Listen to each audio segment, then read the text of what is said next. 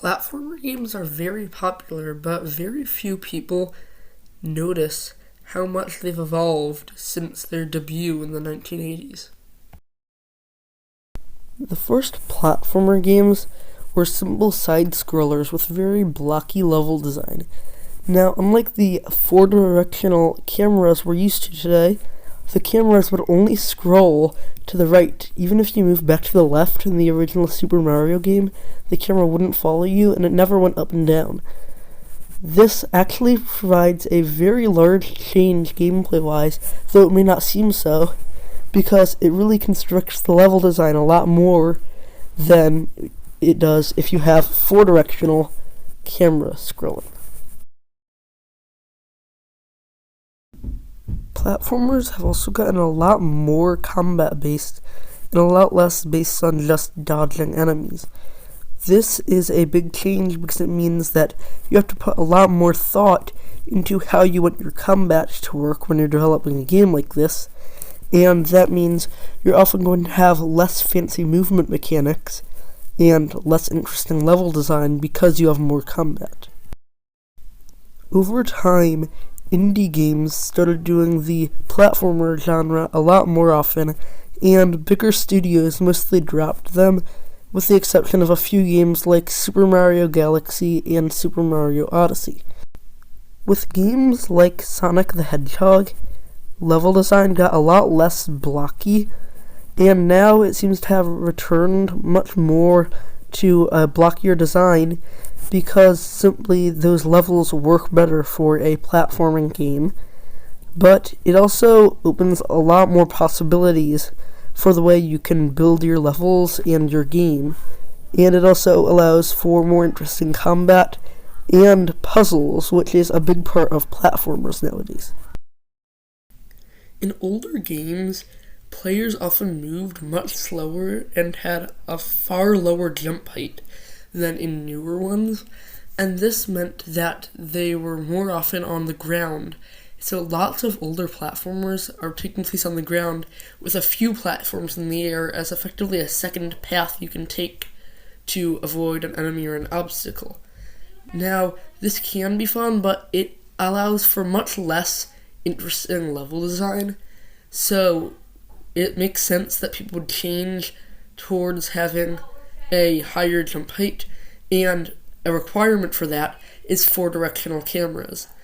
Now, this basically means that platformers have become a lot more prominent in platformer games, and oftentimes games will get rid of the ground altogether, have weird places and settings for them, sometimes taking place just in the air, sometimes in weird rooms, but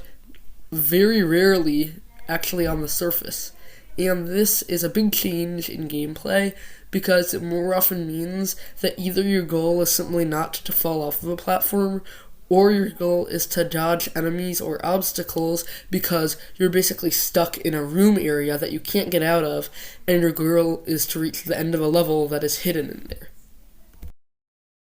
I've seen a lot more games recently trying to replicate the older feel of games like Super Mario Bros.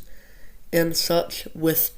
lower jump heights and simpler levels, and often two-directional camera where you can move left and right but it won't go up and down. And these games are very interesting, but I've also seen a mix of games like Will You Snail that are platformers that are very much combat-based or puzzle-based and have very little actual required platforming. And when they do, it's generally to avoid obstacles or enemies, and less to avoid something like a pit in the ground. Both types of game are very interesting, and I think it's definitely a positive change that we sort of have both and a mix in between. But the question is, where does it sort of stop being a platformer game and start being something new? Some more combat-based games have started calling themselves parkour games instead of platformers. I think the main reason this won't actually catch on is that since people think of platformers as the newer kind and not as the older kind anymore, it means that there's less of a market for parkour games and more of one for platformers. So developers have an incentive to keep on calling theirs platformers, even though parkour games would be more fitting for them.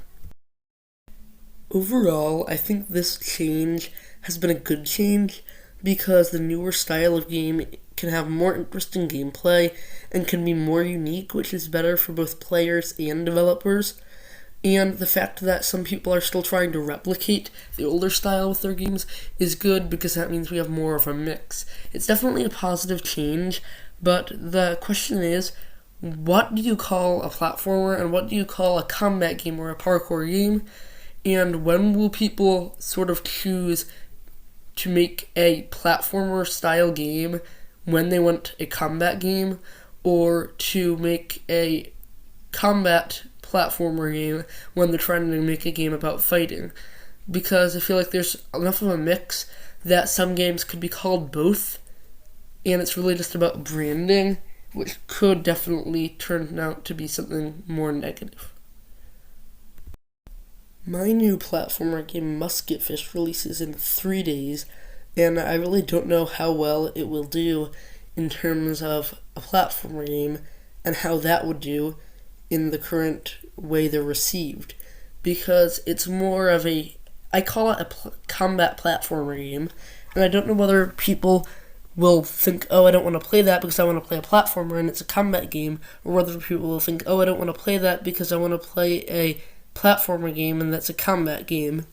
And hopefully I've hit a good mix, but it's very hard for people to know now, which is why I think we need to sort of slow down on making more and more changes to it and start changing